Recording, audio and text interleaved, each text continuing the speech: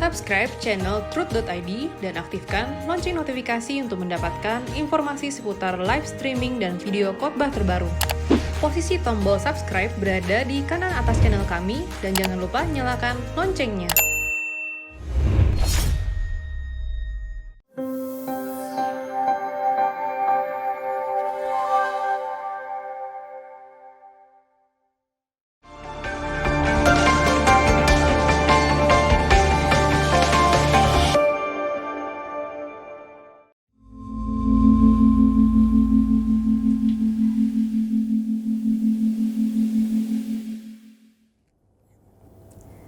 Shalom, saya Rita Wahyu. Kita masuk pada Ecumeni Bible Course Online Biblical Hebrew Study. Dan kali ini kita masuk pada unit 19.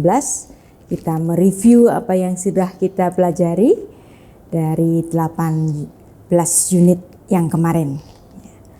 Dan seperti biasa kita akan memulai dengan doa berkat. Dan sekaligus dalam doa berkat itu kita akan practice reading. Baruch et Adonai Hameforach. Baruch Adonai Hameforach leolam vaed. Baruch ata Adonai Eloheinu melek haolam asher bachar banu mikol haamin. Venatan lanu et torato. Baruch ata Adonai noten hatorah. Amin. Beshem ha'af Ve'aben veruah hakodes ha-Elohim echad. Pada unit 18 sudah diberikan vocabulary, kosakata bahasa Ibrani, dan saya harap kosakata ini sudah Anda pelajari dan sudah Anda hafalkan. Pada unit-unit kemarin kita sudah belajar mengenai independent personal pronouns, misalnya orang pertama tunggal, laki-laki atau perempuan sama, yaitu ani dan anochi. Bentuk pluralnya adalah anahnu. Kemudian orang kedua tunggal laki-laki ata. Orang kedua tunggal laki-laki plural, orang kedua laki-laki plural atem. Kemudian orang kedua perempuan tunggal, ya, at. Pluralnya adalah aten atau Athena. Kemudian orang ketiga laki-laki tunggal, hu. Pluralnya adalah hem atau hema. Orang ketiga tunggal perempuan, he. Ya. Bentuk pluralnya adalah hen atau hena. Dan kita juga sudah belajar mengenai suffix independent pronouns. Jadi ini lebih kepada kasus genitif yang dimana akhiran itu dibubuhkan untuk menunjukkan milik dari seseorang atau sekelompok, ya, misalnya milikku, ya, bapakku. Bapak adalah af, kemudian diberikan akhiran ani menjadi avi. Jadi inilah suffix independent pronouns. Orang pertama tunggal i, pluralnya u, ya. Nanti kita juga akan mereviewnya kembali, ya. Second person maskulin singular, orang kedua tunggal ya ha, akhiran ha, pluralnya adalah hem, femininnya adalah ak, dan kemudian pluralnya adalah hen, dan seterusnya. Kita sudah mempelajari demonstrative pronoun. Demonstrative pronoun itu adalah zeh, misalnya ini, zot, ini, sama. Zeh untuk maskulin, zeh untuk feminin. Kemudian ada hu, he seperti pronouns yang regular.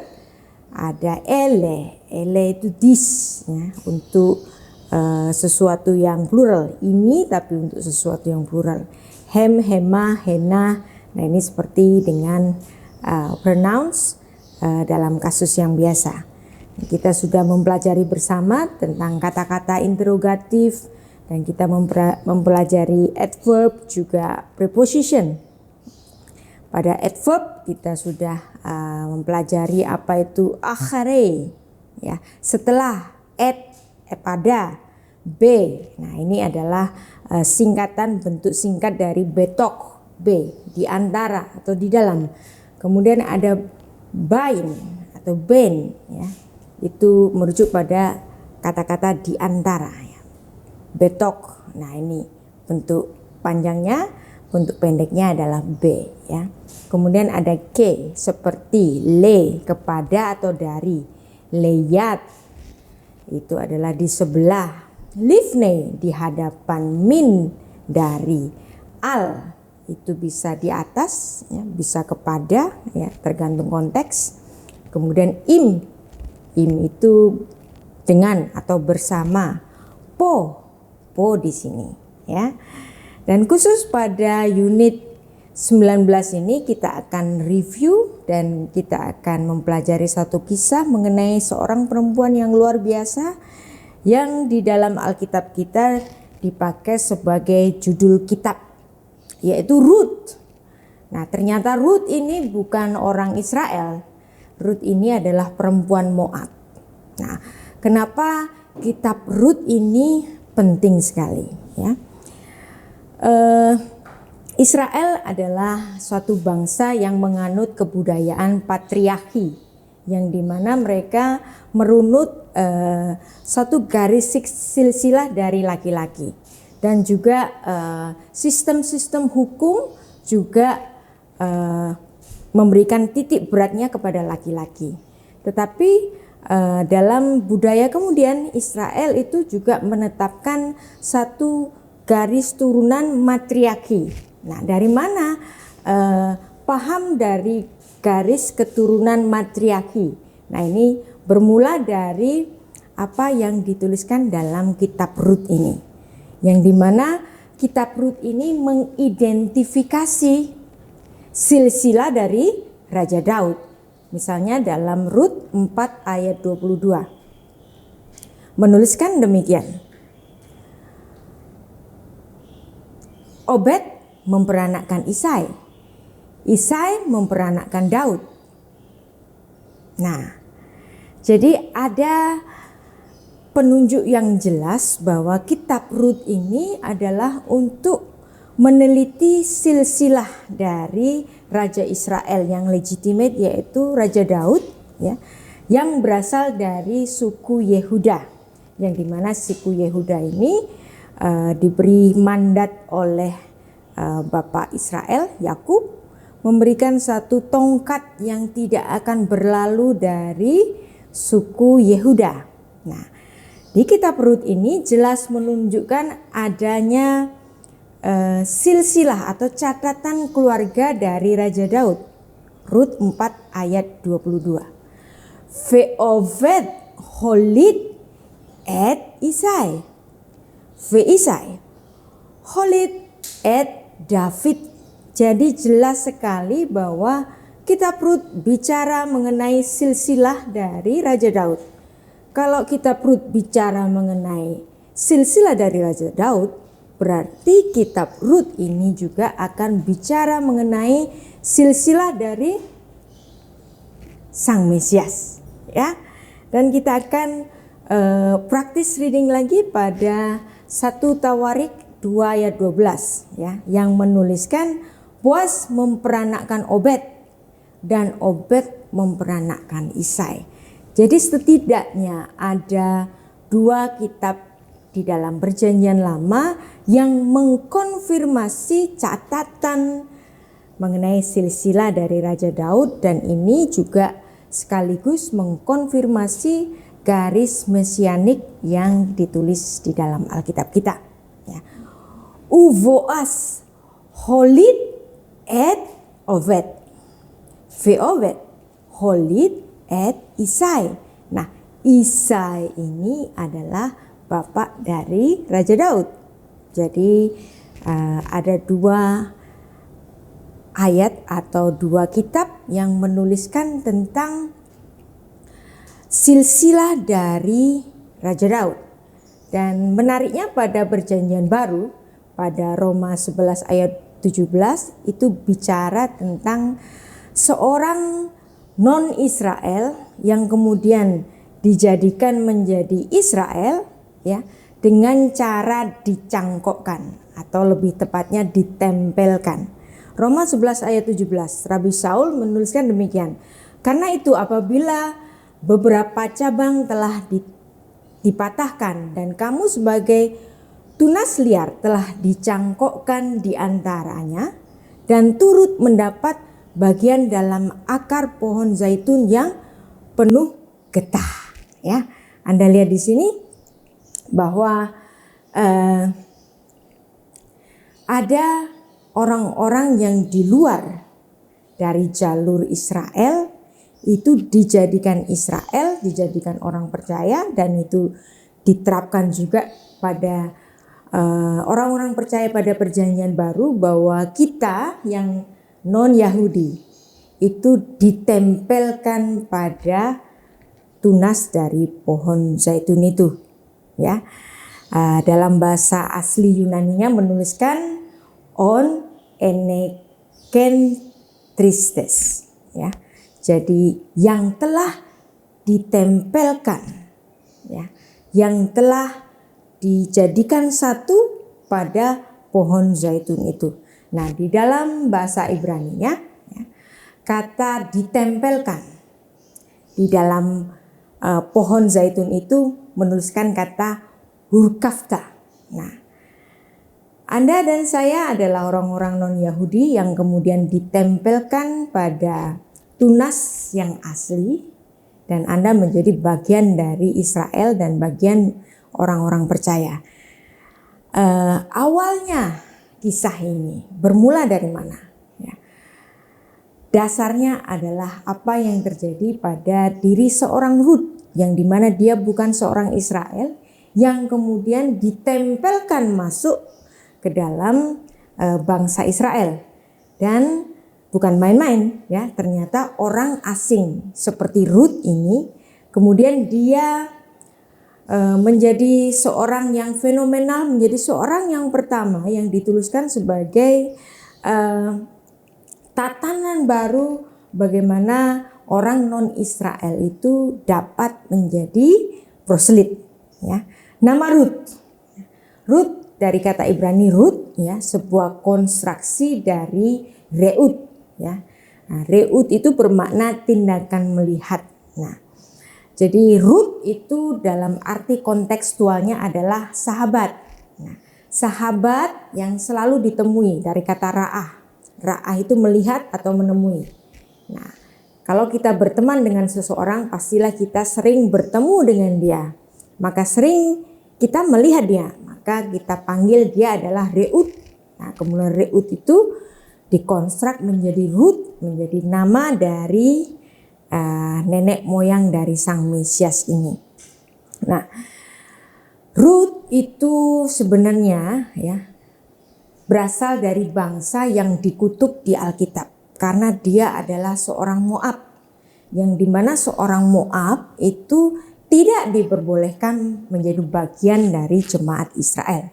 Nah, perintahnya adalah jelas pada Mitzvot nomor 66, di mana seorang Amon dan Moab dan keturunannya, ya, tidak boleh masuk ke dalam jemaat Tuhan. Tetapi Anda lihat tadi bahwa Rut adalah seorang Moab. Jadi bagaimana dia bisa menjadi bagian dari Israel, bahkan nenek moyang dari sang Mesias, ya. Nenek buyut dari Raja Daud dan Salomo, ya. Apa yang menyebabkan dia bisa diterima menjadi bagian dari Israel? Walaupun hukum Taurat secara jelas menuliskan bahwa seorang Amon atau seorang Moab janganlah masuk dalam jemaat Tuhan. Lo Yavo Amoni Umeavi Bikehal Adonai. Jelas sekali perintah dari kitab Taurat ini melarang orang Moab, orang Amon untuk menjadi bagian dari jemaat Israel. Nah, kenapa? Nah, ini pasti ada latar belakangnya. Karena Amon dan Moab itu adalah para penyembah berhala, yang dimana para penyembah berhala ini seringkali ya mempengaruhi kesetiaan orang-orang Israel pada Allah Israel, ya. Sehingga kenapa mereka itu dilarang masuk, karena juga ada latar belakang mereka menyembah dewa Molok. Juga ada cerita mengenai Bileam yang berusaha memusnahkan kekuatan bangsa Israel dengan kutukan-kutukannya, ya. Yang artinya Bani Moab dan Bani Amon ini memusuhi bangsa Israel. Dan kita akan banyak sekali practice reading dalam unit 19 ini.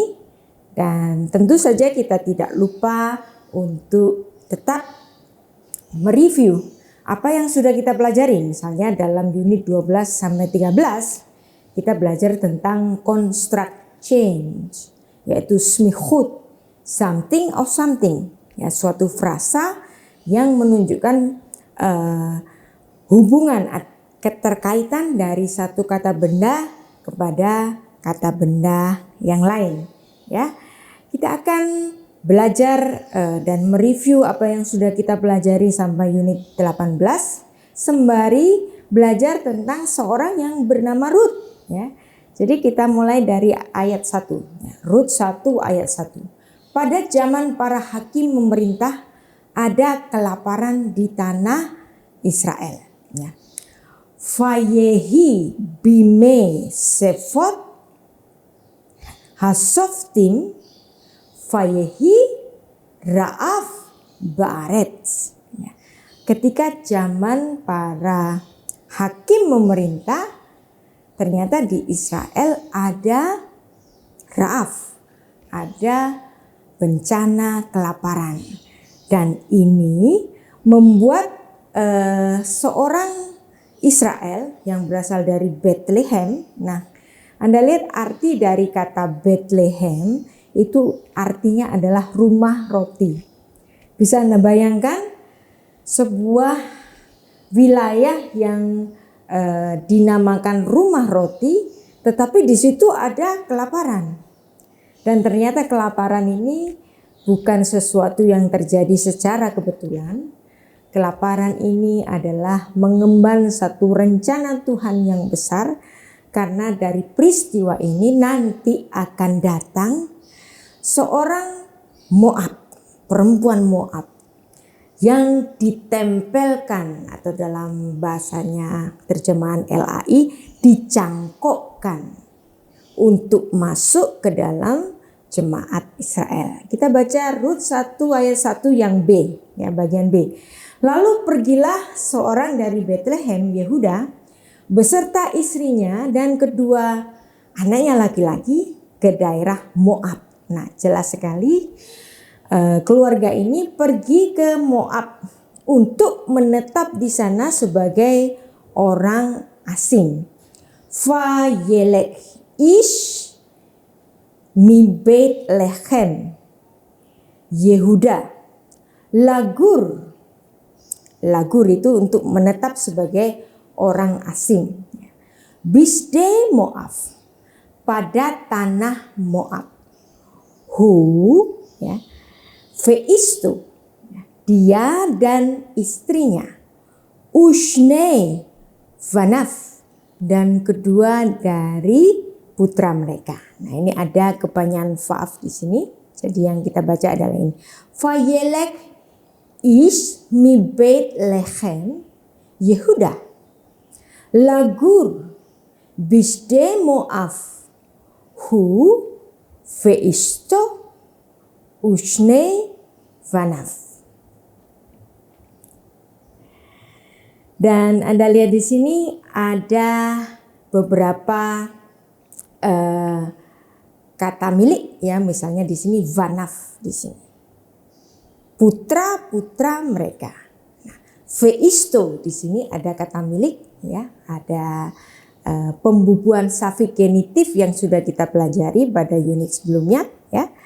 Jadi kita tetap bisa mempelajari apa yang sudah kita pelajari diterapkan pada naskah-naskah suci Alkitab, karena grammar-grammar yang kita pelajari itu berdasarkan dengan penulisan-penulisan naskah suci yang ada di Alkitab kita. Dan kita mengingat kembali pada unit 10 yang kita sudah bersama belajar mengenai definite artikel. Nah, misalnya ada kata sus. Sus itu kuda. Kalau kita beri definite artikel, maka menjadi hasus. Ben, apabila kita beri definite artikel, maka akan menjadi haben. Kita akan membaca Rut 1 ayat 2a. Ya.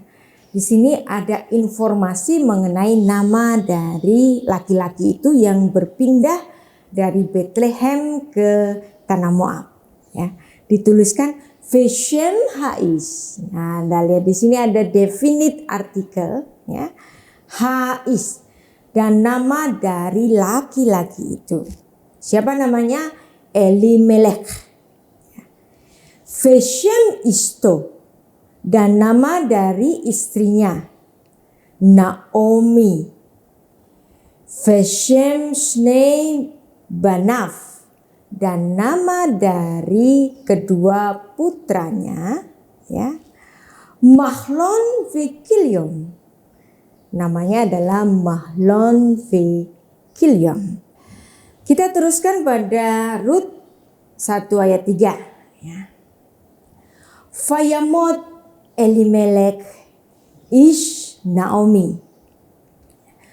Fatishaer hi usnei Beneha, ya.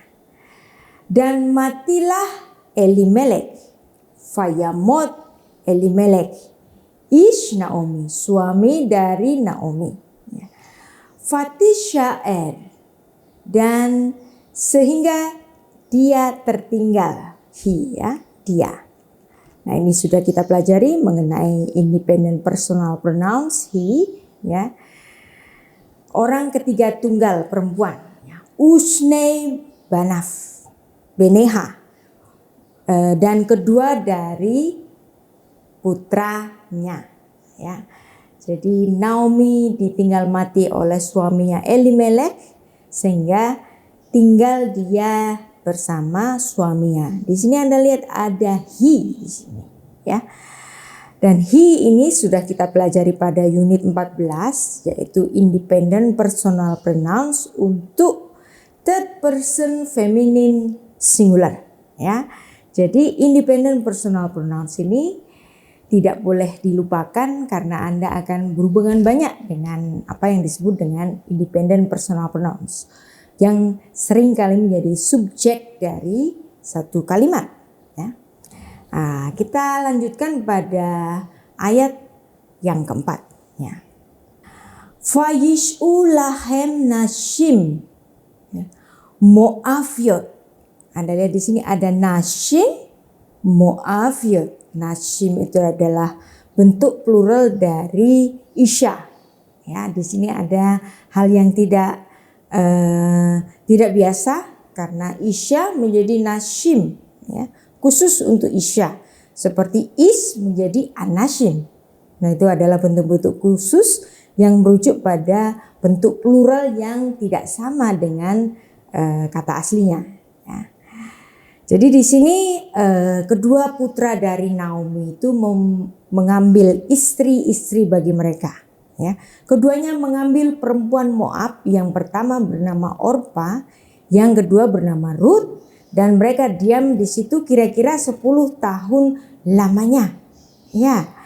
Nah, kita teruskan pembacaan bahasa asli Ibraninya. Shem, ya. Ha'achad Orpa Veshem Hashenit Rut. Shem Ha'achad, nama dari yang pertama. Orpa, namanya Orpa ini kamats dibaca menjadi O karena dia adalah kamats katan. Jadi bacanya Orpa. Veshem Hashenit, dan nama dari yang kedua. Namanya siapa? Rut, ya. Fayeshvu Syam, dan mereka tinggal di sana ke Esher Shanim, kira-kira 10 tahun lamanya. Anda lihat di sini ada ke Esher Shanim. Nah, kata ke itu artinya seperti. Maka penerjemahan ke ini kemudian diterjemahkan dengan perkiraan. Kira-kira 10 tahun lamanya ke Esher Shanim. Ya. Dan kita sudah mempelajari some preposition pada level A ini di unit yang ke-11, di mana ada preposition be, itu adalah bentuk singkat dari betok. Preposition ke itu adalah bentuk singkat dari kemo. Ada preposition le, itu bentuk singkat dari l, ya. Dan di ayat 4 tadi ada preposisi ke, ya, prefiks ke. Nah, ini artinya seperti atau kira-kira. Nah, baik, kita akan lanjut pada ayat yang kelima. Lalu matilah juga keduanya, Mahlon dan Kilion, sehingga perempuan itu kehilangan 2 anaknya dan suaminya. Ya, jadi ini kasihan Naomi setelah dia ditinggal oleh suaminya dan kemudian putra-putranya menikahi perempuan-perempuan Moab, dan ternyata putra-putranya ini juga meninggal. Jadi tinggal dia sebatang kara dan 2 menantunya ini. Nah, kalau Anda melihat di sini, ya, untuk sufiks, ya, pemahaman mengenai sufiks, ya, ume isya. Nah, kata isya apabila tidak mendapatkan mapik di sini, itu artinya adalah perempuan itu. Tetapi karena di sini ada titik mapik di sini, maka artinya bisa berbeda, ya. Ume isya, ya. Dan dari suaminya. Isya di sini bukan berarti perempuan, ya. Apabila kita membaca satu naskah yang tidak memiliki titik nikut, ini akan susah sekali dipahami, tetapi para ahli Masorah memberikan kemudahan bagi kita karena kita diberikan tuntunan dengan adanya titik dagesh, ya. Nah, sebenarnya ini bukan dagesh, tetapi dia adalah mapik, ya. Mapik di sini berfungsi sebagai penanda genitif orang ketiga perempuan. Jadi isya di sini adalah berasal dari is yang kemudian dibubuhi genitif milik orang ketiga tunggal perempuan. Jadi umme isya. Jadi bukan berarti perempuan, tetapi justru berarti suaminya, ya. Seperti yang sudah kita pelajari pada unit 15, ada genitif sufiks orang ketiga tunggal perempuan, ya, bahwa penanda milik orang ketiga perempuan ini dibubuhi dengan he dengan titik di tengahnya. Nah, ini namanya mapik, ya. Baik. Dari sinilah awalnya kita mempelajari kisah dari Rut, bagaimana Rut seorang Moab yang oleh hukum Taurat itu dilarang masuk ke dalam jemaat Tuhan, bagaimana dia bisa bahkan menjadi leluhur dari raja-raja dari bangsa Israel, bahkan leluhur dari Sang Mesias, ya. Dan Rut ini adalah sebagai seorang proselyt yang menjadi tatanan bagi orang-orang Yahudi di kehidupan orang-orang Yahudi kemudian, di mana apabila orang asing ingin menjadi penyembah Allah Israel dan sekaligus berubah menjadi warga negara Israel, itu bermulanya dari kisah Rut ini. Jadi sudah kita pelajari tadi bahwa Rut ini awalnya adalah adanya pemindahan dari orang Israel, ya, dari suku Yehuda yang kemudian di mana di wilayah yang bernama Bethlehem, yang artinya rumah roti itu ternyata ada kelaparan, sehingga mereka terpaksa harus berpindah ke tanah Moab. Nah, kemudian mereka tinggal di sana, ya, dan kemudian mereka menetap, dan suami dari Naomi ini meninggal dan putranya kemudian juga turut meninggal, sehingga tinggal dia sebatang kara bersama dua menantunya yang berasal dari tanah itu, yaitu dari Moab. Dan Naomi ini merasa bahwa sudah saatnya dia harus kembali ke kampungnya, ya, di Bethlehem. Dan dia melihat bahwa para menantunya ini adalah perempuan-perempuan muda yang masih punya kesempatan untuk menikah lagi, ya. Sehingga dia berpikir dia ingin pulang ke kampungnya, ya, di Bethlehem sendirian saja, dan dia mempersilahkan kedua menantunya ini tetap tinggal di Moab, jangan mengikuti dia. Tetapi, ya, dalam Rut 1 ayat 16 itu menuliskan bahwa Rut tidak mau ditinggal oleh Naomi, mertuanya itu. Dia bersikeras untuk mengikuti Naomi sampai ke Bethlehem, ya. Kita baca ayatnya, tetapi kata Rut, jangan desak aku meninggalkan engkau dan pulang dengan tidak mengikuti engkau, sebab kemana engkau pergi, ke situ jugalah aku pergi, dan di mana engkau bermalam, di situ jugalah aku bermalam. Bangsamulah bangsaku dan Allahmulah Allahku. Perhatikan frasa terakhir dari ayat 16 ini menuliskan bangsamulah bangsaku, Allahmulah Allahku.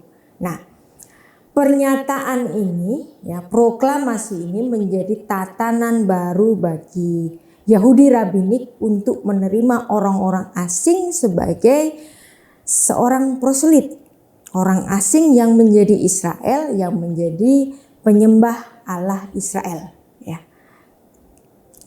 Amek ami ve Elohayik Elohai, bangsamu bangsaku, ve Elohayik Elohai, dan Allahmu Allahku. Pernyataan Amek ami ve Elohayik Elohai ini menjadi satu proklamasi yang kemudian ditetapkan bagaimana orang-orang asing dapat masuk menjadi penyembah Allah Israel.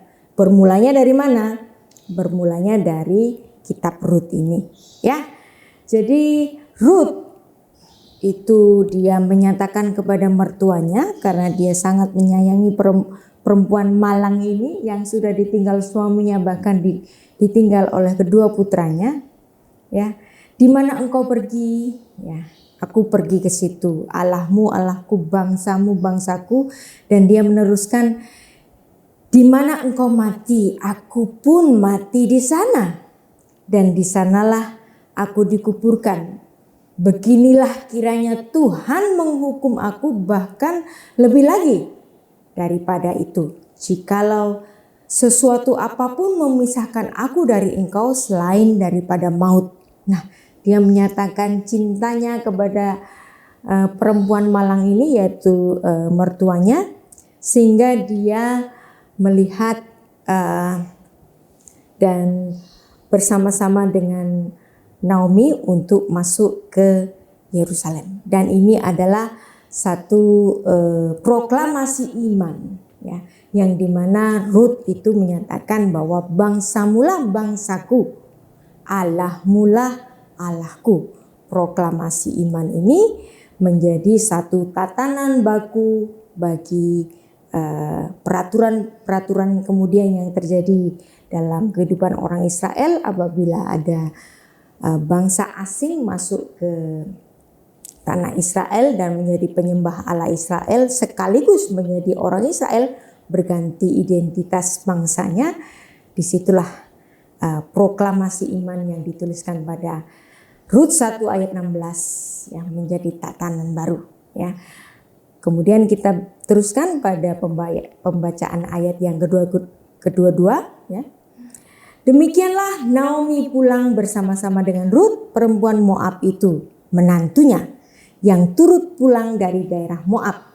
Dan sampailah mereka ke Bethlehem pada permulaan musim jelai ya. Nah, Rut itu adalah ada di dalam golongan goyim. Nah, seperti Anda dan saya orang Indonesia adalah golongan goyim. Apa itu goyim? Goyim itu arti aslinya adalah bangsa-bangsa ya. Tetapi dalam pemakaiannya secara kontekstual ya, goyim ini diterapkan pada orang-orang non-Israel. Nah, Rut ini menjadi tatanan baru bagaimana orang Israel menerima orang non-Israel untuk menjadi penyembah Allah Israel. Nah, dan itu istilahnya adalah proselyt atau bahasa Ibrani adalah Yitgayer atau Hitgayer. Istilah proselyt itu berasal dari bahasa Yunani dari kata pros ya, proselytos kemudian ditambah dengan exomai. Pros dengan exomai menjadi proselytos ya, yang artinya secara sederhana adalah satu golongan orang-orang non-Yahudi yang memeluk agama Yahudi. Nah, jadi orang-orang proselyt ini menjadi satu gelar bagi orang-orang non-Israel yang menyembah Allah orang Israel dan berganti beragama Yahudi. Nah, orang Yahudi itu selalu atau sering dituduh bersikap terlalu eksklusif dan tidak mau menerima bangsa-bangsa lain. Tetapi melalui kisah Rut ini kita melihat bahwa orang-orang Yahudi itu ternyata juga menerima bangsa-bangsa asing yang bersedia untuk menjadi pemeluk agama Yahudi dan menyembah Allah Israel atau bahkan berganti keluarga negara menjadi Israel seperti Rut ini ya. Jadi ada kehidupan dari orang non-Yahudi yang menjadi Yahudi, bahkan itu masih terjadi pada perjanjian baru, misalnya dalam Matius 23 ayat 15. Tuhan Yesus berkata demikian, celakalah kalian hai ahli-ahli Taurat dan orang-orang Farisi, kalian orang-orang munafik, sebab kalian mengarungi lautan dan menjelajah daratan untuk menobatkan satu orang saja untuk menjadi penganut agamamu ya. Proselytos dalam bahasa asli Yunaninya ada menulis tentang proselytos di sini ya, proselyton ya. Dan ini dalam bahasa Ibrania ya disebut dengan Yitgayar. Nah, orang proselyt dalam bahasa Ibrania ditulis dengan Yitgayar. Nah, Yitgayar tadi berasal dari kata gayer, adalah bentuk hifil dari kata ger ya, infinitif absolut ya, bentuk infinitif absolut dari kata ger menjadi gayer ya. Berasal dari verba gur ya. Anda ingat kata Hagar, nama Hagar itu berasal dari gar atau gur yang artinya adalah orang asing. Nah, pada julukan bagi orang-orang yang berpindah agama menjadi beragama Yahudi, mereka ada dua macam, yaitu ger toshav ya, dan ger sya'ar, kemudian ada juga ger sedek. Nah, ger sedek itu biasanya ditujukan pada seorang yang bernama Rut ini. Nah, Rut yang memproklamirkan dirinya sebagai Allahmu Allahku, bangsamu bangsaku. Nah, dari situ dia dirujuk sebagai orang-orang non-Yahudi atau proselyt. Orang-orang yang dicangkokkan, orang-orang yang ditempelkan pada pokok pohon zaitun. Ya. Jadi Anda lihat di sini ternyata ya, nenek buyut dari Raja Israel yaitu Raja Daud, juga Raja Salomo adalah seorang yang asing, ya, dan dia seorang yang dicangkokkan, seorang yang ditempelkan. Inilah yang disebut oleh Rasul Paulus dalam Roma 11 ayat 17 ya. Karena itu apabila beberapa cabang telah dipatahkan dan kamu sebagai tunas liar yang telah dicangkokkan di antaranya dan turut mendapat bagian dalam akar pohon zaitun yang penuh berkat. Ya. Jadi di sini ada dasarnya dari Rasul Paulus untuk menyebut bahwa para pengikut Kristus itu juga akan menjadi anak-anak dari Abraham oleh karena iman. Karena kita yang non-Yahudi ini orang-orang yang dicangkokkan, orang-orang yang ditempelkan. Nah, fakta penting dari nama Rut ini adalah bahwa Rut adalah orang Moab, janda yang tanpa putra, kemudian pergi ke Bethlehem bersama ibu mertuanya yaitu Naomi, ya, tertulis dalam Rut 1 ayat 1 sampai ayat 22. Nah, kemudian dalam kisah mengenai Rut ini ya dituliskan mengenai pungut jelai di ladang dari Boas. Jadi Rut ini memungut jelai-jelai dari ladangnya Boas, yang dari situ Rut itu mendapat belas kasihan dari Boas. Nah, kemudian yang ketiga, Boas minta menikah dengan Rut. Ya, di situ untuk memenuhi tuntutan dari hukum Yahudi yaitu perkawinan levirat, yang dimana Boas di situ berfungsi sebagai penebus dari seorang perempuan yang ditinggal mati oleh suaminya, dan kemudian dia menebus perempuan ini dan dijadikan sebagai istrinya. Nah, kemudian terjadilah pernikahan antara Rut dengan Boas, dan kemudian melahirkan Obed, dan kemudian Obed melahirkan Isai melahirkan Daud, ya. Kemudian Salomo dan seterusnya sampai nanti lahir Sang Mesias. Jadi di sini kita melihat pentingnya kenapa Rut ini dituliskan. Rut seorang asing, bahkan berasal dari bangsa yang dilarang masuk ke dalam jemaat Israel, tetapi oleh karena imannya, ya, dan dia menyatakan bangsamu bangsaku, Allahmu Allahku, sehingga di situ ada proklamasi iman yang membuat Rut dapat diterima menjadi bagian dari jemaat Israel, walaupun latar belakangnya ini adalah orang Moab, ya.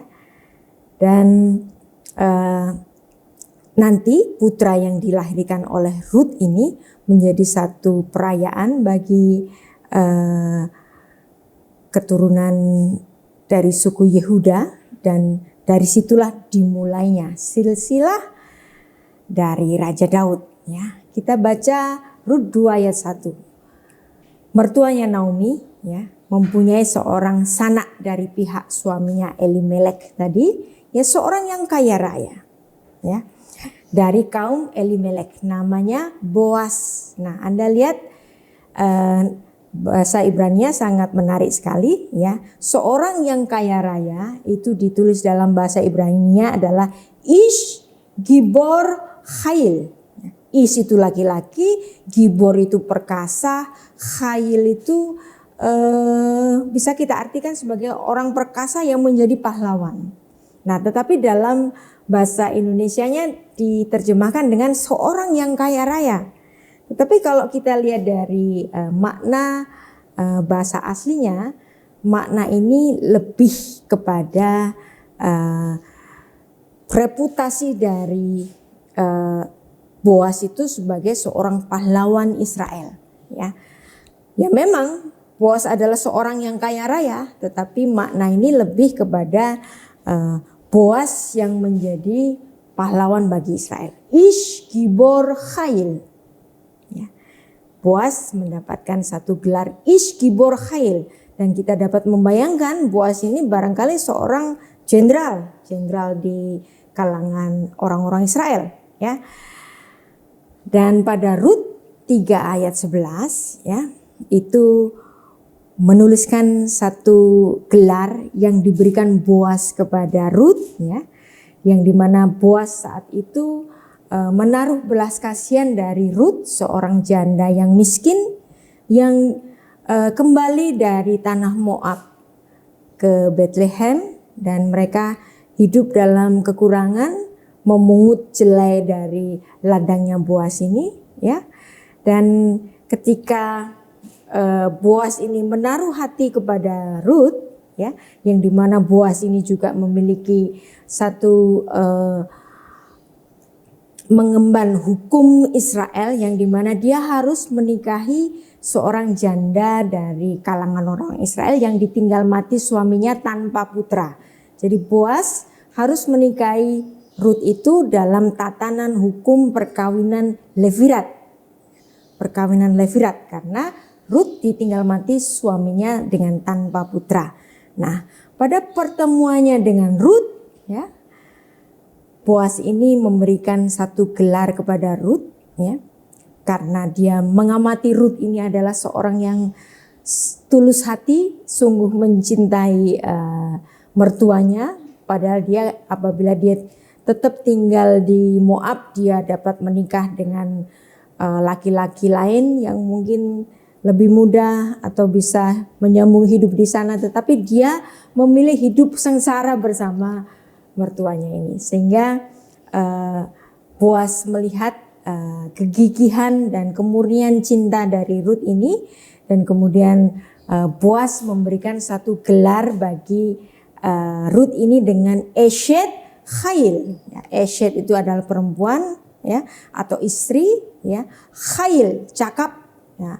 Sebenarnya Khail itu bisa berarti pahlawan. Kamu adalah perempuan, seorang perempuan pahlawan, karena dia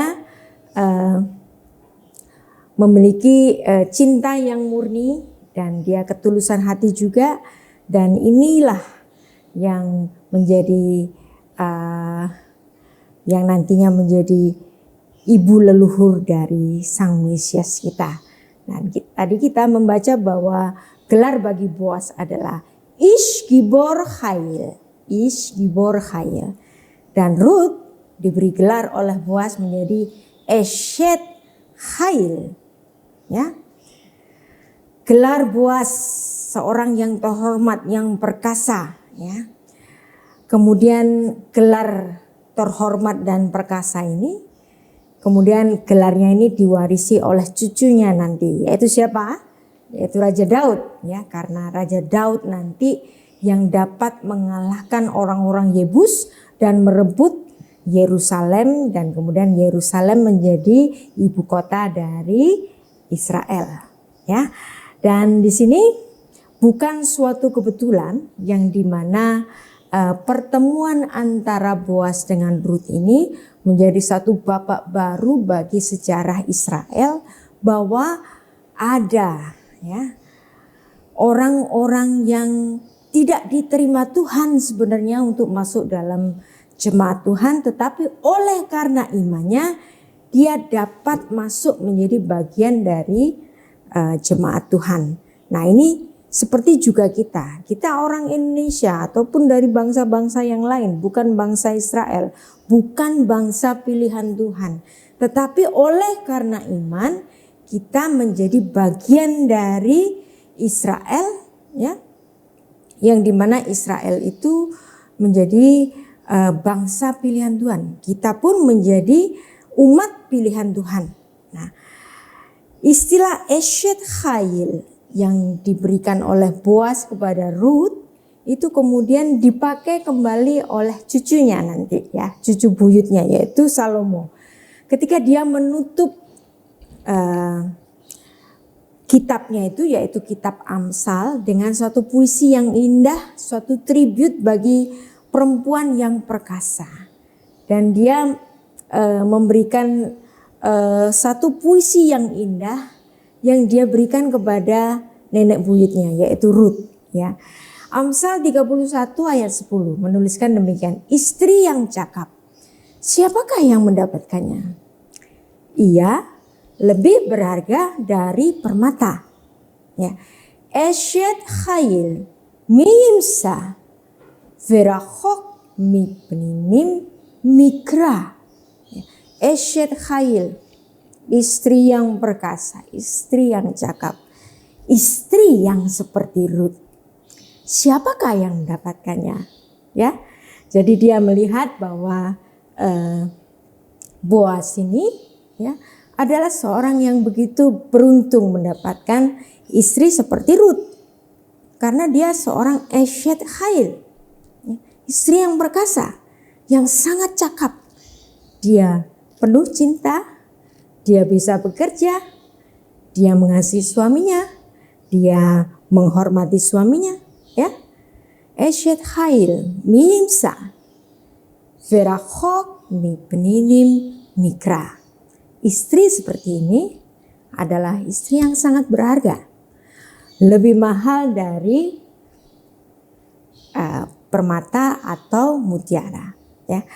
Jadi Boas pernikahannya dengan Rut adalah untuk memenuhi hukum Yahudi atau hukum Israel, yaitu hukum pernikahan Levirat, bahwa Rut, janda yang ditinggal mati suaminya tanpa putra, itu harus dinikahi oleh sanak terdekatnya. Ya, sebenarnya ada sanak yang lebih dekat daripada Boas, tetapi kala itu sanaknya ini menolak untuk menjadi penebus bagi Rut, sehingga tinggal Boas, sehingga kemudian Boas yang menebus Rut dan kemudian yang menikahi Rut. Dan dari pernikahan ini menimbulkan satu berkat yang luar biasa, karena berasal dari keluarga inilah nanti raja-raja Israel akan hadir, bahkan Sang Mesias hadir dari keluarga ini. Jadi pernikahan Levirat, Yibum, ya, itu berasal dari Yabam. Nah, Yabam itu arti dalam bahasa Ibrani-nya adalah the husband brother, ya, yang menjadi suami dari perempuan yang ditinggal mati oleh suaminya. Maka kerabat yang terdekat dia harus menikahi perempuan yang ditinggal mati itu. Nah, ini awalnya itu terjadi pada keluarga Yehuda, yang dimana putranya itu menikah dengan perempuan yang bernama Tamar, perempuan Kanaan. Dan kemudian ini meninggal. Kemudian Yehuda menyuruh agar Onan itu menikahi Tamar. Tetapi Onan berbuat jahat dan kemudian Onan harus mati. Dan kemudian Yehuda menjanjikan nanti agar Shelah menjadi suami bagi Tamar, karena Tamar ditinggal mati oleh kedua mendiang suaminya. Maka haruslah Shelah yang menjadi suaminya nanti. Tetapi Shelah waktu itu masih terlalu muda untuk menjadi suaminya, sehingga kemudian Yehuda menundanya. Nah, terjadi satu muslihat bagaimana Tamar nanti melahirkan putra dari Yehuda, ya. Dan dari situlah tradisi dari hukum pernikahan Levirat yang kemudian diterapkan secara turun temurun sampai zamannya Naomi, sampai zamannya Boas, yang dimana Boas mendapatkan satu tugas untuk menikahi janda mendiang dari kerabatnya yang tanpa putra itu. Nah, dari sinilah terjadi penebusan kepada Rut. Nah, kisah Boas ini menjadi satu tipologi dari Yesus Kristus di Perjanjian Baru, yang dimana Rut seorang non-Yahudi, bukan masuk dalam bangsa pilihan Tuhan, tetapi oleh penebusan dari Boas maka Rut dapat menjadi bagian dari Israel, ya. Yang pertama memang Rut berubah kepercayaan, menjadi penyembah Allah Israel. Dan Rut menjadi bagian dari bangsa Israel. Dan masuknya Rut menjadi bagian bangsa Israel ini dikukuhkan dengan satu pernikahan yang legal, yaitu pernikahan Levirat, yang dimana di situ pula terjadi satu penebusan, yang dimana Boas menebus Rut ya untuk dijadikan istri baginya. Nah, pada Rut 4 ayat 13 sampai 14 kita membacanya, lalu Boas mengambil Rut dan perempuan itu menjadi istrinya dan dihampirinya lah dia. Maka atas kasih karunia Tuhan perempuan itu mengandung lalu melahirkan seorang anak laki-laki. Nah, kalau Anda membaca ayat 13 di sini ya. Boas mengambil Rut. Nah, lalu dia menghampiri Rut. Ya, mereka menikah. Tetapi putra yang dilahirkan oleh karena pernikahan ini, Anda lihat di sini, atas kasih karunia Tuhan. Ya. Atas apa yang diberikan Tuhan. Vayiten Adonai. Ya. Jadi pernikahan bisa saja terjadi secara biasa, tetapi putra, tatanan keturunan dalam tatanan bangsa Ibrani adalah satu berkat yang luar biasa, karena kehadiran keturunan dari sebuah pernikahan itu adalah karunia dari Tuhan saja ya. Dan pada ayat 14 ini dituliskan, sebab itu perempuan-perempuan berkata kepada Naomi, terpujilah Tuhan yang telah rela menolong engkau pada hari ini dengan seorang penebus. Nah, apa itu penebus? Goel ya. Termasurlah kiranya nama anak itu di Israel. Nah, jadi penebusan ini sudah dikenal dalam tradisi bangsa Israel yang lama. Nah, dan hadirnya 4 perempuan asing yang ada di Alkitab kita itu ya, menjadi satu hal yang penting untuk dibahas dalam perjanjian baru ya. Bahwa dalam perjanjian baru ya, itu menulis adanya 4 perempuan asing. Jadi ternyata bukan hanya Rut ya. Nampak ada unsur kesengajaan dari seorang yang bernama Matius untuk menulis 4 nama-nama penting, yaitu perempuan yang turut ditulis dalam silsilahnya Sang Mesias, yaitu Yesus Kristus ya.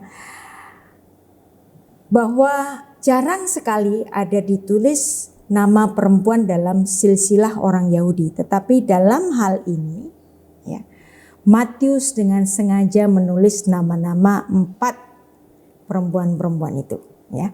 Dan 4 perempuan-perempuan ini tidak semuanya baik ya. Ada yang reputasinya buruk juga ya. Misalnya Tamar. Nah, Tamar itu reputasinya buruk, dan sebelum itu kita akan membacanya dulu ya. Matius 1 ayat 1 ya sampai ayat 6.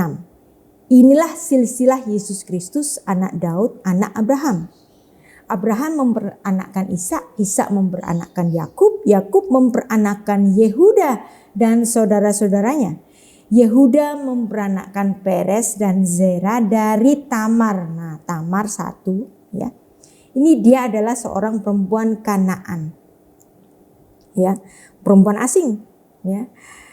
1 Tamar, dan Tamar ini ya pernah menjebak mertuanya Yehuda agar dia mendapatkan putra dari mertuanya itu. Jadi ada insiden ya. Insiden kala itu. Jadi perempuan yang bernama Tamar ini bukan perempuan yang punya reputasi baik ya. Kemudian ayat 3, Yehuda memperanakkan Peres dan Zera dari Tamar. Peres memperanakkan Hezron, Hezron memperanakkan Ram, Ram memperanakkan Aminadab, Aminadab memperanakkan Nahason, Nahason memperanakkan Salmon, Salmon memperanakkan Boas dari Rahab. Nah, Rahab ini juga perempuan Kanaan, dan dia punya reputasi yang buruk karena dia seorang perempuan sundal. Lalu ya, ada setidaknya 2 yang punya reputasi buruk, perempuan yang mempunyai reputasi buruk, perempuan sundal, dan itu masuk dalam silsilahnya Sang Mesias. Wah, gimana nih ya? Silsilahnya Yesus Kristus ada nama perempuan sundal di situ. Nah, kita teruskan lagi ya. Salmon memperanakkan Boaz dari Rahab, Boaz memperanakkan Obed dari Rut. Nah, Rut ini perempuan baik. Tapi Rut berasal dari Moab yang dilarang oleh hukum Taurat untuk menjadi bagian jemaat Israel. Tapi Rut bisa. Kenapa Rut bisa? Karena Rut berubah kepercayaan untuk menyembah Allah Israel. Ya, jadi hukum Taurat itu bisa dikecualikan apabila orang itu menjadi penyembah Allah Israel. Nah, kemudian Anda lihat ini juga menarik. Salmon memperanakkan Boaz dari Rahab, Boaz memperanakkan Obed dari Rut, Obed memperanakkan Isai, Isai memperanakkan Raja Daud, Daud memperanakkan Salomo dari istri Uria.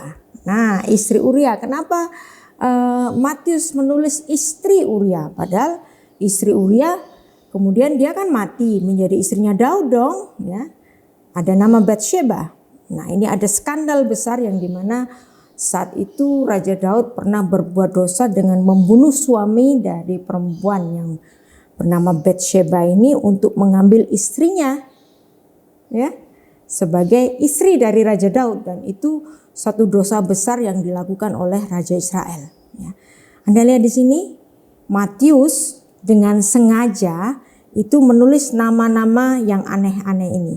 Perempuan-perempuan yang aneh-aneh ini, perempuan yang tidak memiliki reputasi baik, tetapi di situ dituliskan dalam silsilahnya Yesus Kristus. Mengapa? Kira-kira pertanyaannya mengapa? Ini untuk menunjukkan bahwa dalam silsilahnya Kristus pun ada deretan orang-orang berdosa, dan memang ya Tuhan Yesus lahir bagi orang-orang berdosa. Tuhan Yesus tidak lahir bagi orang-orang suci. Tuhan Yesus datang untuk menyelamatkan orang-orang berdosa. Tidak ada orang yang baik di dunia ini karena semua orang-orang di dunia pernah melakukan dosa. Sehingga ya, dalam silsilah Sang Mesias pun terdapat deretan orang-orang yang memiliki reputasi buruk secara seksualitas. Ya, dan ini ditulis secara jujur dalam Alkitab kita. Ini menunjukkan bahwa hal-hal yang buruk ini tidak mengurungkan niat dari Tuhan kita untuk datang ke bumi sebagai Sang Penyelamat. Karena selidikilah hati Anda masing-masing. Ya. Semua dari kita pernah berbuat dosa. Ya. Anda tidak dapat mengatakan Anda itu suci. Bagaimanapun Anda pernah berdosa. Tetapi Tuhan tetap datang untuk menyelamatkan kita, ya, sehingga kita mendapatkan kasih karunia untuk memperoleh hidup yang kekal. Ya. Jadi dalam Matius pasal 1 tadi ada nama-nama Tamar, Rahab, Rut, Batsheba, 4 perempuan asing tertulis dalam silsilahnya Sang Mesias. Ya. Tamar pernah menjadi Kedesha, ya. Rut special case, dia orang baik tetapi dia orang Moab, ya, yang dilarang masuk jemaat Tuhan. Dan ini menjadi satu perenungan bagi kita bahwa Tuhan tetap datang. Dan ada yang menarik bahwa dalam tatanan Israel itu ada tatanan selain garis patrilineal, itu ada tatanan garis matrilineal. Ya. Ada 4 ibu-ibu leluhur Israel yang dituliskan atau yang dipahami oleh orang Israel dalam Perjanjian Lama, yang dimana ibu-ibu leluhur bagi Israel mereka adalah Sarah, Ribka, Lea, Rahel. Ya. Apa yang sudah dipahami oleh orang-orang Yahudi ini kemudian tatanannya tetap dipakai oleh Matius di mana Matius juga menempatkan ibu-ibu leluhur bagi perjanjian baru. Mereka adalah Tamar, ya. Kemudian ada Rahab, kemudian ada Ruth, kemudian ada Batsheba, ya. Dan Tuhan tetap mau bersedia hadir di garis keturunan yang sudah rusak ini. Ya, dia tetap datang. Nah, ini adalah puisi Haggadah, ya.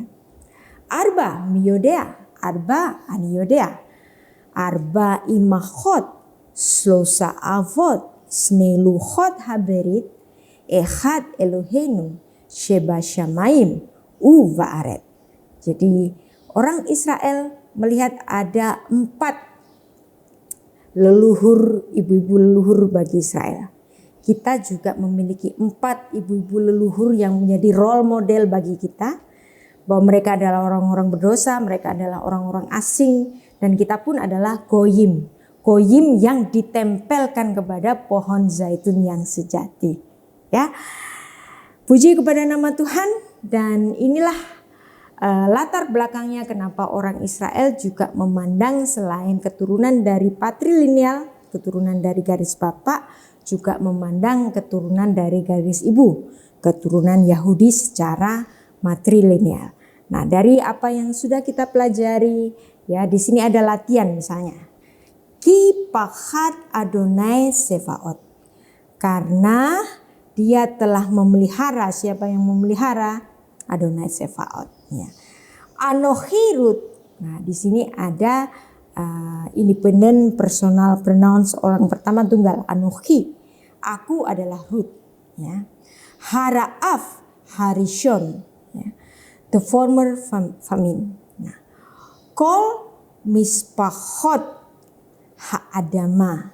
All the family of the earth. Nah. Hatat who?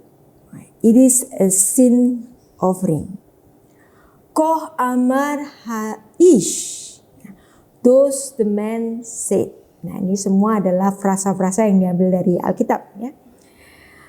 Ma hatati. What is my sin? Nah, Ben le Naomi, a son of Naomi. Dan sebagai penutup, jangan lupa nanti Anda pelajari kembali vocabulary unit 19 ini, kosakata, ya. Sampai bertemu kembali. Selamat belajar.